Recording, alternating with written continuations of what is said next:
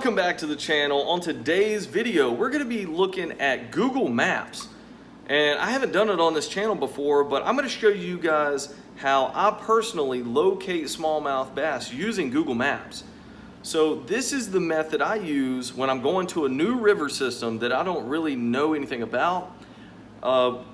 Keeping in mind that I know there's already going to be smallmouth there. You need to find that out very first, because you don't want to fish a body of water for smallmouth when there's no smallmouth even in that river. So definitely check out to see if that is in your river first of all. The second thing is just get on your computer, get on your phone, tablet, whatever, pull up Google Maps for your area where you're going to be trying to fish, and I'm going to show you how to look for areas that have high current. Use that philosophy, find the current, you're going to find those smallmouth bass. Okay, smallmouth bass love very heavy current. They love oxygen-rich water, which is provided by that heavy current.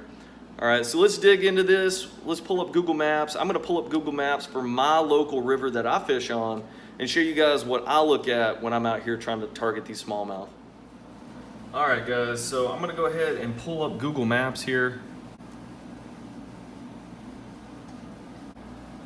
All right, guys, so my local river that I fish is actually on Fort Leonard Wood, which is a military post in Missouri. Okay, so I actually live on post, and the river is only about a 10-minute drive from my house. So that's why I have such ease of access to this river. I can literally head out before work, be there in 10 minutes.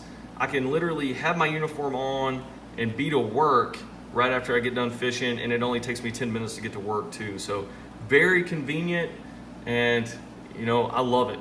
Okay, it makes things so easy. All right, so what you want to do is have your satellite turned on. We want the satellite imaging. We also want to turn labels off. I found if you don't turn labels off, it kind of has like a skewed look to it. And when you zoom in, you're not going to be able to see very close up without it being kind of distorted looking.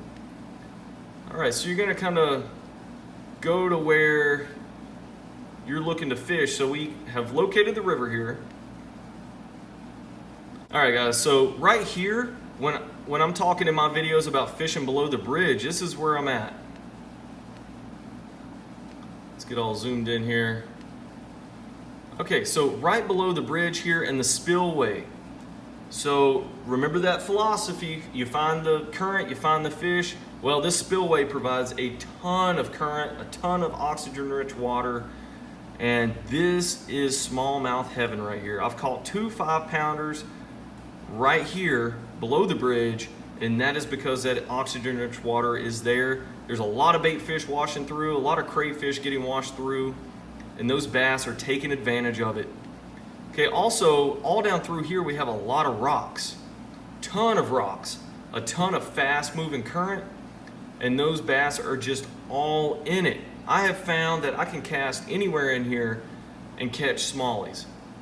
The last video I posted, I actually caught like 5 or 6 smallies out of the same hole. I didn't even have to move where I was standing. I was catching that many fish.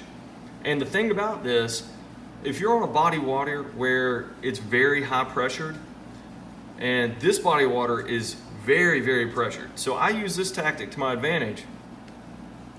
And how I do that is, I find these areas that are really fast current, boats can't get in there. It's too fast. You might see people float through in kayaks, but they're not fishing. There's no way they can stay still in this unless they have a really nice anchoring system, which 9 out of 10 people aren't even gonna have that, okay? So you're not worried about it being fished heavily.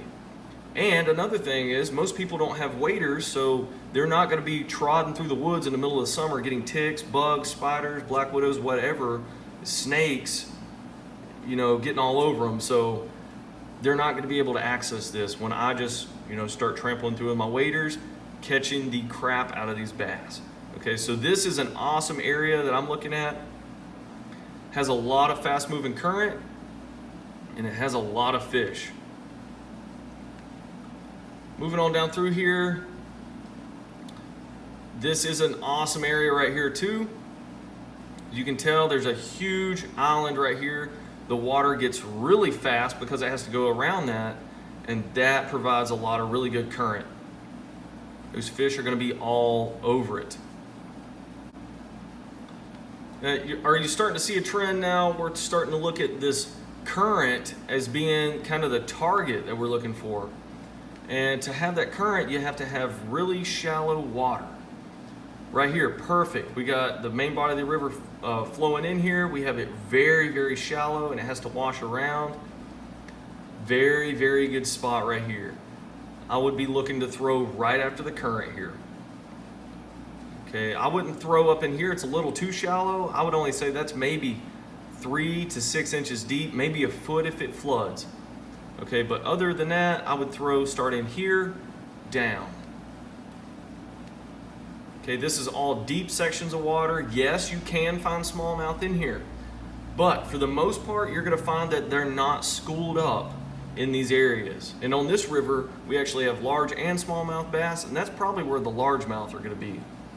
So if you're into both, guess what? You can just float down, fish for your smallmouth, hit the deeper water, fish for your largemouth. All right, right here we have another section that would be really good for smallmouth, very shallow.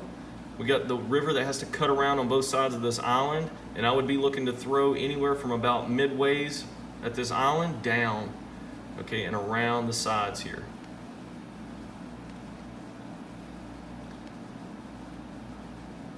Okay, down through here we have, there used to be an old bridge that went across the water here. So fishing behind this, there's some good current that kind of flows through. It's not that deep, but this bridge piling and all this debris makes for really good current breaks, and that gives a fish something really good to hide behind, and especially when they're trying to get out of that fast moving current and kind of give their bodies a break a little bit, that's what they're going to be trying to focus on. And also any of this structure that's in the water here, that's also going to provide current breaks for the fish, and that can be key. All right, and then we're down here at Happy Hollow, and this is where I caught my personal best smallmouth, right up in these rapids here. Very shallow. I would say you can see the rocks sticking out of the water here, but I would say where it was probably no more than 2 feet deep. Okay, and it was just out actively feeding right in the middle of that stream. Crazy stuff. I'm gonna wade fish this probably. That current is a little bit too strong to actually get a kayak or a john boat out into it. And it's gonna be too shallow probably for a john boat to really anchor up in there and be effective. But yeah, I'm gonna be throwing right behind these rocks, and the river flows this way. Okay, this is downstream. Okay, so those fish are gonna be hiding right behind these rocks, waiting for a meal to come floating by in that current. So very good areas to target is right here. Also, all through these areas of really strong current, you're probably gonna have rocks. Okay, not necessarily sticking out of the water, but they're gonna be under the water and you can't really see them. Those are also gonna be current breaks that the fish will still be able to hide behind and get out of that strong current, but you're just not gonna be able to see them. So when you're bumping a Ned rig or a tube across the bottom, you can feel those, and typically that's where you're gonna find those fish. Okay, so another thing with targeting smallmouth on these small rivers is a lot of times you're gonna find the fish right before the current, right in it, or after. Okay, and these are the areas that I target. Okay, that whole area right there. And I'm not saying that you can't find the smallmouth in any of these other spots.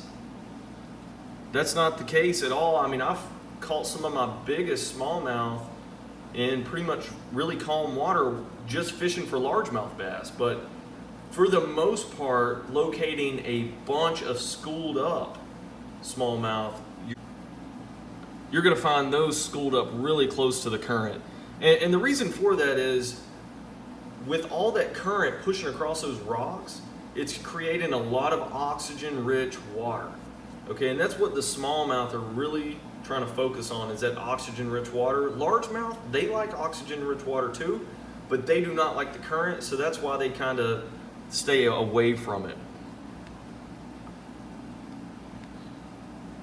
All right, let's travel on down the river here and see if we can find any other areas of interest. it gets a little shallow right there. That could be a little area of interest.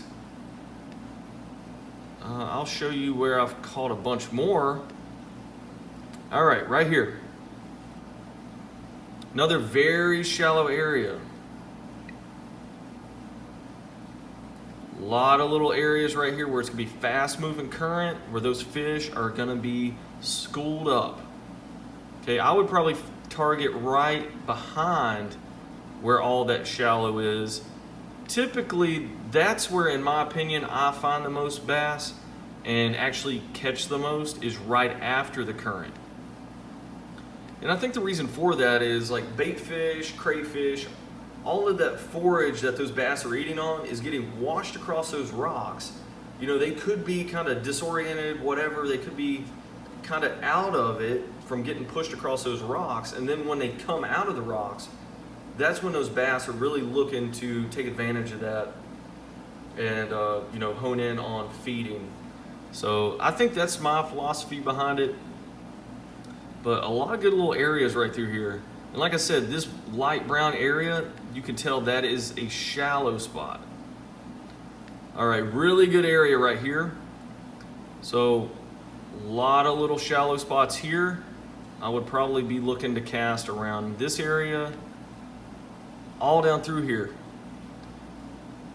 Now I've caught a couple around this rock. This rock is submerged usually about, I would say 2 to 3 feet under the water. I'm surprised you can actually see it on Google Maps. This is the first time I've actually looked at this on Google Maps, but definitely behind this, because that water is moving really quick across here, and this would provide a very good current break for those bass. Okay, so moving up into here, I've caught a lot right in this area right here where the river kind of branches apart. So you got like the main part of the river that keeps going straight, and then you got this side channel that kind of cuts out. Now I've only caught a few largemouth up in here and a couple smallies, but I will tell you, this little side channel loaded with smallmouth. I have caught the smallmouth all through this shallow part here, all through the crook right here, and there's actually a boat ramp right here, and they are just loaded through here, especially right here. Remember me saying I like to target right after the areas of current? So the really thick current's gonna be right here. I'm looking to cast right here, right where that current kind of starts to mellow out some. Okay, moving on down through here, here's a really good area that I would target. And you see the trend here, we're looking at very shallow water. When I'm trying to target smallmouth, I'm looking for areas that have a lot of rock, probably some sand, and that is anywhere from 4 down to 4 to 1 foot deep. Okay, so right here we have a really, really good area. Okay, so we have a down tree that's right out in the middle here, and it's also shallow. That tree sticks out of the water quite a bit. That's where I caught some really good 3-pounders, literally just casting right down along the tree here where it's still shallow, and that current is moving this way. Really weird, right? So the main part of the river went from this direction we just showed you, but it kind of comes back and then around. But that current moving across that tree, those smallmouth are just actively feeding all out in here. Really, really good area. Okay, and then they're also going to be located all through here. Very, very good spot right here with smallmouth heaven. I've caught them all around through here. Anywhere where it's, you know, winding back and forth like this, you're going to have a lot of areas that are shallow, just because, like I said in the beginning here, you're going to have these really deep spots where it's getting rutted out from the water, and then all the sediment's getting piled up on the exit. Okay, that is where you're going to find them, right at these exits.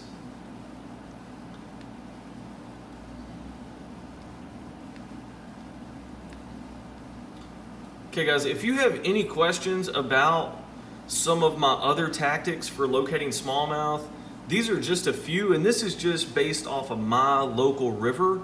And this, I would say, is about the average size river. Okay, I would say it's probably about 200 yards across, and that's at maybe the widest point. At the skinniest points, it might be only 50 yards wide. So I feel like that's a pretty common river, and I wouldn't apply this tactic to probably like the Tennessee River or the Mississippi River. It's just too big of a river, and I don't even know if those have smallmouth. I don't know, I've never fished them, but we're talking about the small, typical size river systems here. This is where this is gonna work. I wouldn't use this philosophy on lakes. I've never fished lakes for smallmouth bass, so I don't really know the tactic behind that. Like I said, I am a river fisherman for the most part, and this is my tactic for locating the smallmouth on these rivers.